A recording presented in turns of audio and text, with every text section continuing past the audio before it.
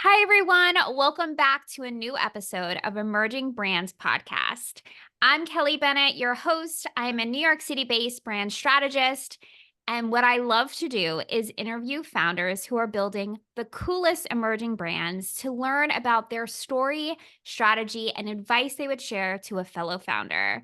Lauryn Bodden is here. I mispronounced your name, Bodden. And I just practiced about 5 times before I hit record, but it's okay. This is a live feel. Bodden is here. She is the founder of NOODS. Lauryn, I am so excited to have you on. Like I was telling you before I hit record, I am eating your spicy miso ramen snoots for breakfast. Not ashamed about it at all. It's vegan and gluten-free, which I'm so excited. So Lauryn, thank you so much for coming on the podcast today. Yeah, of course. I mean, I think this is the new breakfast of champions. So heard it I here I first. support it. I support it. So your story is so interesting. I mean, from winning a show on Netflix to launching your own CPG brand. I know you do recipe development. Like you really do it all. So I always love to kick off an interview learning more of the backstory of the founder. So could you give us a look behind the curtain of how this all came together, your personal story, and then a bit about how the story of Snoods came about. Yeah, for sure. I mean, I would say it kind of seems like I have done just about everything because I kind of have. It's still a surprise to me that I kind of am where I am right now. I never pictured having a startup, having a snack brand, a CPG brand. I knew before getting into it just kind of how crazy this idea was. But I mean, it's all been kind of following my passion throughout my career. I always knew that I wanted to work in food, but I never knew kind of what that looked like. I always admired chefs, but it didn't seem like working in restaurants was the route for me. I know it's a really hard life. And I don't know, I saw myself more so in media. So I started out in PR. I did make my way into restaurants. I went to culinary school. I've done both pastry and savory. I did recipe development for Gail Simmons, who's a judge on Top Chef, as well as for meal kits. I bopped over to a couple different publications, including The Spruce Eats, and I've done some recipe development for a couple other publications. It was during the pandemic, much like everyone else, I was just kind of figuring out life and what is my next chapter. I have all this free time to really look inside and be like, Right. what's next for me? And I mean, very randomly got this opportunity to be on this cooking competition on Netflix. Initially, I said no because I always thought I was meant for behind the camera, and I have very serious anxiety. So that's just didn't ever seem like a possibility for me. And through the encouragement of a lot of friends and family, I ended up doing it. And each day I would be so surprised. I'm like, well, I made it another day. That's a huge achievement. And I kind of was just good with that. And then all of a sudden I was in the finale and positioned with, I needed to create a new snack for the market, what possibly is not on the market already. And a comfort food for me is pasta. I cooked in a lot of Italian restaurants, but also with a lot of Asian influence, hence the ramen. And right then and there, I was like, well, I think it's socially acceptable to snack on pasta. And I know a lot of other people don't. So why can't I just make a pasta snack? And it actually started with the ramen on the show, actually. And it's kind of become this bigger, I want to say passion project, but it's not a passion project because now it is my life and my business and everything about me. But it was this way to showcase these cuisines and these cultures that I've come to learn and love via in the kitchen, as well as working in media, showcasing different trends and just really kind of meeting individuals, not even, I wouldn't say like customers or snackers, just everyone where they're at. Snacks are kind of like the easiest barrier to entry in terms of introducing new cuisines and cultures and different textures. And so because there's kind of noodles in every culture, it culminated into Snoods being this really accessible, approachable way to educate people as well as just introducing flavors that people will love and enjoy and get to know more. Sorry, that was a long-winded answer, but I loved everything you said. I literally was on the edge of my seat when you were just explaining that. And I had goosebumps when you were talking about overcoming your own fear, it sounds like, and anxiety about even doing something in front of the camera. And the fact that you took that leap and then you won the whole freaking thing.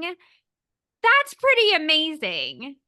yeah, I mean, honestly, I kind of forget about that part of the journey. I just jump into, well, I have this idea Right. for noodle Right, right, chips. right. And because it's still just such a shock to me that, yeah, I was capable of that. But now it's like, look where I am now. I mean, a year Absolutely. ago, I was not even sure how I was going to fulfill my Kickstarter orders. I didn't know how I was making the snack, and now we're going to be in over 200 stores by the end of June. So it's been a whirlwind for sure. That's a really amazing point to be in only a year. So we're going to talk more about this because this is so incredible. So you had the idea essentially from the show, giving you the last finale of like, we want a interesting snack from you. You came up with this. It sounds like the first iteration of what Snoods would then become. And so what has been the strategy around, okay, so you had this idea, you got on the show, you won the whole freaking thing. You started practicing and recipe developing on a noodle snack, globally inspired. Can you walk us through a bit of then from there to now you're going to be in close to 200 retailers, right? I'm holding the product in my hand and I've literally been eating it for breakfast. How'd you do it? I mean, Walk us through it. yeah, we're still very much figuring out how we're currently doing it. So it's Right. still very much a work in progress.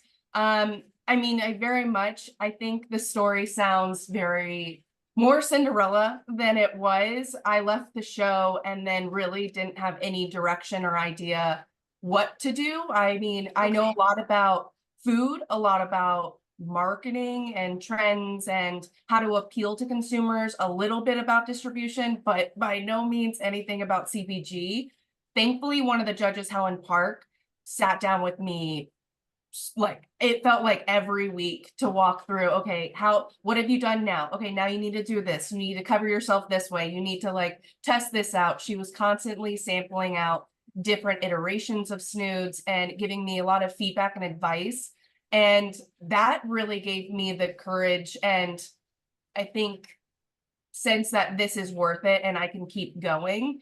And she's the one that told me you need to just get out there and start effing up because it's not going to be great in the beginning, but that's how you start learning. So I and trying to figure out how I wanted to make this. I started out in a commercial kitchen. That really allowed me to sample a lot of different ways. I really felt passionate about it being gluten-free. I'm not gluten-free personally, but for me, food has always been the more the merrier. And so I just Right. wanted it to be, again, more accessible to a lot more people. Same with the snack being vegan. And so figuring out where we want to be the crunch aisle disruptor, how crunchy do we want this to be? A lot of people are have this nostalgic memory of snacking on dried noodles via instant ramen packages or even pasta growing up. And so I knew that we wanted to lean more crunch than puff, but how do we get there? And so it took a lot of trial and error in my own kitchen, as well as finally finding my manufacturer unicorn and going through a lot of trial and error with them. Thankfully, I work very closely with them. They're a wonderful partner for me. So we have experienced a lot of hiccups. We are still getting through a lot of trial and error and figuring out a lot from our consumers, buyers, media. But with that, we've been able to really pivot quickly and not waste a lot of money doing that either as we get this feedback and we have to make those changes. Which is incredible. And also speaking to the fact that you are building a really strong community, that you have access to that feedback and you have access to the right partners to make those adjustments. And I think that speaks volumes of doing it right from the beginning, right? Even if it feels like, what the hell am I doing? You're still building community, and the fact that people want to give you feedback to help improve on something speaks volumes. It really, really does.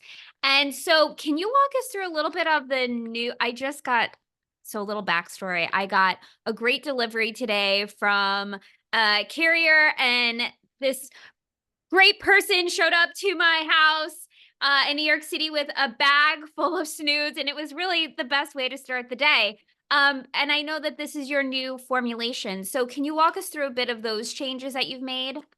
Yeah, absolutely. So we kind of bounce back and forth a little bit between starting the snack as this fried product, and then we tested it out being air popped, trying to lean more into that better for you category, which Right. we are, I would say, a chip product first. A lot of people ask if we're healthy, and I will say it's a snack. We're not replacing vegetables and fruit with this, but we do try to be better in terms of our nutrition than a lot of other junk food. We've improved our protein by adding a little bit of chickpea protein isolate, and then really making it more satiating than empty calories and empty nutrition that you usually get. So again, I would say we played around with a lot of different ways to make the texture right, and then leaning into the vegan seasoning. Sorry, I'm like, I think I lost my train of No, no, no. You're doing great. um how we made the iterations. Yeah, so I will say, sorry, I'm gonna start over the glory of podcast recordings. Yeah, yeah, Uh, yeah. so I will say it kind of stemmed from doing this initial fairway find pitch competition. I went into it not really expecting to win, and then when we pulled out the W and we received a lot of backing for our launch in May with them, I wanted to make the product perfect and really lead with the right foot forward.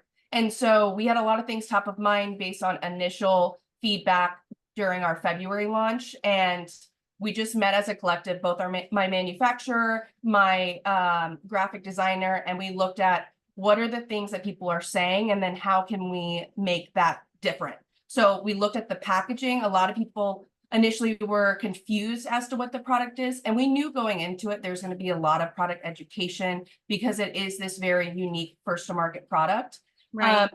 But we initially started out in this stand-up pouch, so we took it to a chip bag. We were trying to stand out a little bit more by being in the stand-up pouch, and it didn't work in our favor. But we've worked again, we were able to pivot really easily and then find solutions for that leftover packaging that we initially weren't going to use anymore. We changed some of the copy on the packaging, and then we still really wanted that brand voice to shine through. I think there's a lot of nostalgia in our brand, which a lot of people resonate with. And so that will always be true for our brand.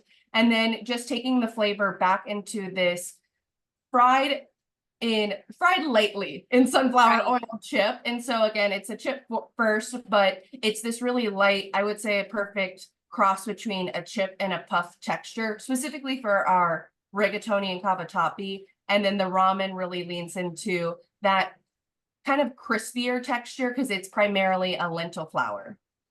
Got it. And I tried the first version and now this version, and I could tell those adjustments that felt somewhat minor, but I know took a lot of work. So that's why I love sharing the nuance of building and scaling and refining a product, especially in CPG, because so much goes into this one bag that I'm holding.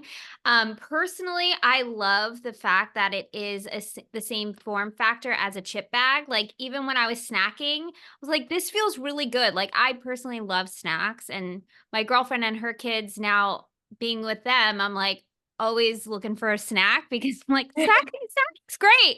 Like, they really have helped me, like, lean back into snacking.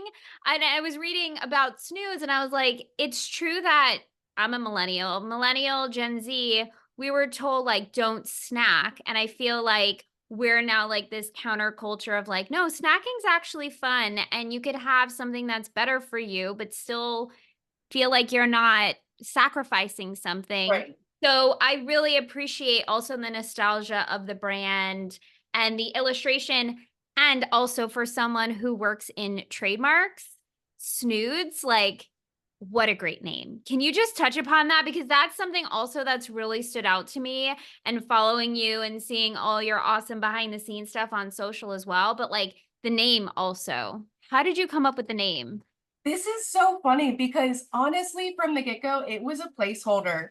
I didn't Really? know what to name it, and I swear I was watching Sandlot. It was the s'mores part of the movie where they're having fun playing around with like the punniness of s'more. And I love dad jokes. I love puns. And so I was trying to think of something that is also very playful because again, the brand is very playful and it's very much choose your own adventure. It is whatever you want to make it. A lot of people, I mean, I wouldn't say that Snoods necessarily stands for snack noodles. It could stand for salad noodles. A lot of people like tossing it on top of their salads or sin Okay. noodles.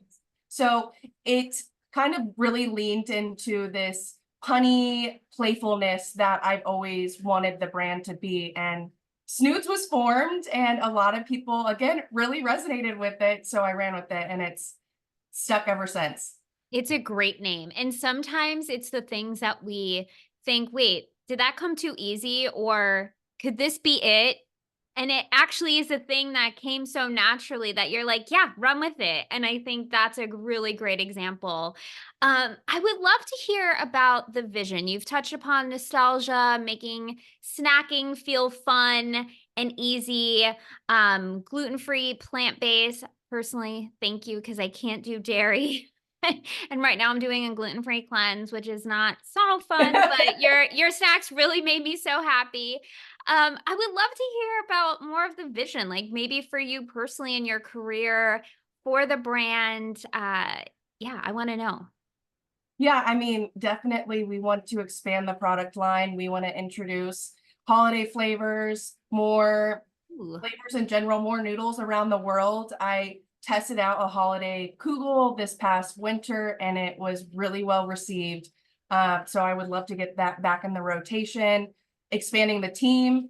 I think you touched on this. I am a solo founder and it is primarily yes. me day to day. Again, I work really closely with my manufacturer, but there's just so much to touch on that I mean, I definitely want to be able to compensate for the areas that I am not as versed in, but I think just being able to have more people so that things don't fall through the cracks. And raising more money, we are in the middle of a raise. We're currently raising 750. So any angel investors out there that this resonates with, please reach out to us.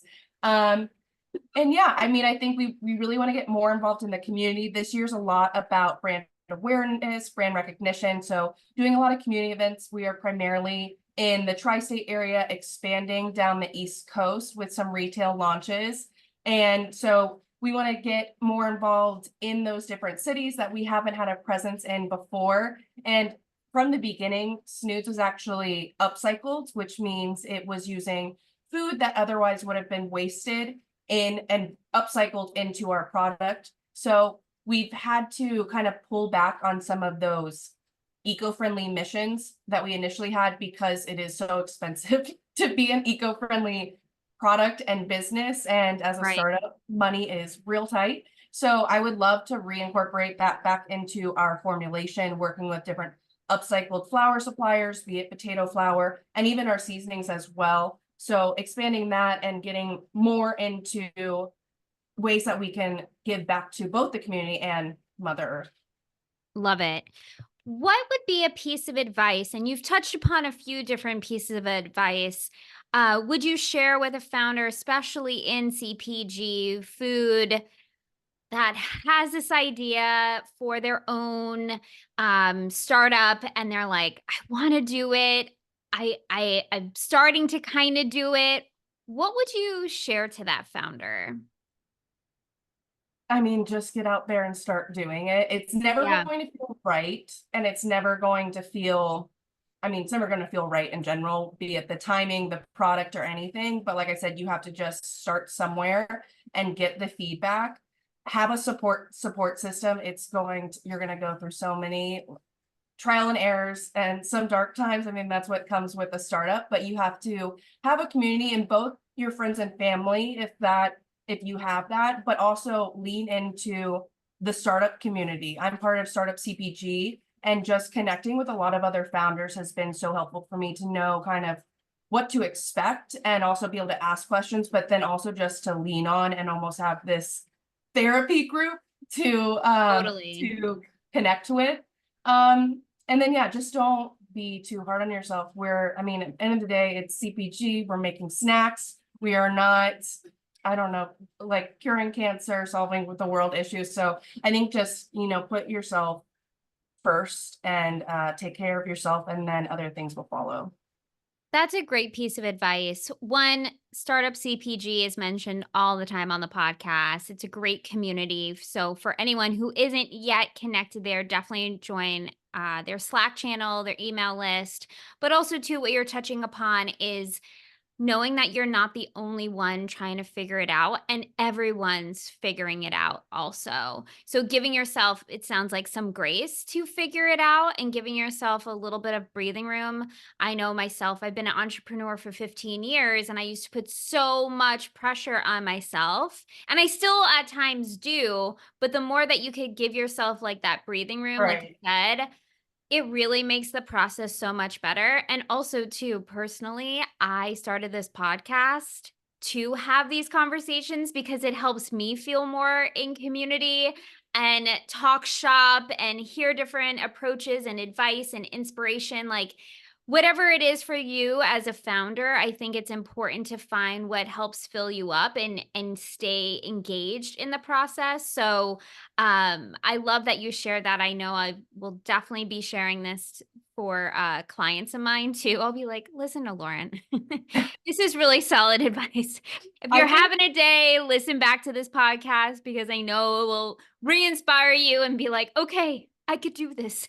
I mean, it's exactly that, because I think when I started this, I knew that I didn't know a lot about a lot, but I I wouldn't say I necessarily put my pride first, but it was hard. I didn't realize I felt stupid asking a lot of questions. And a lot of people, I think a lot of people in the industry, I mean, they will just put questions out there very bluntly in a way that you feel like you should know, or you're like second guessing things. And I think just, ask the questions. End of the day, it's making everyone's life easier, and you're doing yourself a favor by just asking the questions. So never be afraid that, like, there's no stupid questions here, really. That's a great piece of advice, and also something I used to not wanna ask a question. Now I'm like, "Wait, hold on. What is that?" Right. Yeah. It's better just to ask. So I Yeah. love Yeah. that. That's such an easy low lift that someone can just keep in the back of their mind of like, if you're not sure, ask. Most importantly, my biggest question for you is, where can people shop Snoods? So right now, in terms of retail, we're in a number of independent stores across the nation. You can check out our store locator online at eatsnoods.com. We're in a number of Fairway, ShopRite, and Gourmet Garage locations in the Tri-State area, and launching in the Fresh Market at the end of June. Amazing. Congratulations, Lauren. Seriously, I could talk to you for hours. I love what you're building. Your products are awesome. And just congratulations on the whole journey of how you started and where you are now and where you're growing. Thank you so much. This was so awesome. And I mean, it definitely puts me in a great mood to keep the snooze train going. Good. Everyone, go check out Snoods. Go to their website, eatsnoods.com. You won't be sorry. I highly recommend the spicy miso ramen. And I'll see everyone on the next episode. Bye.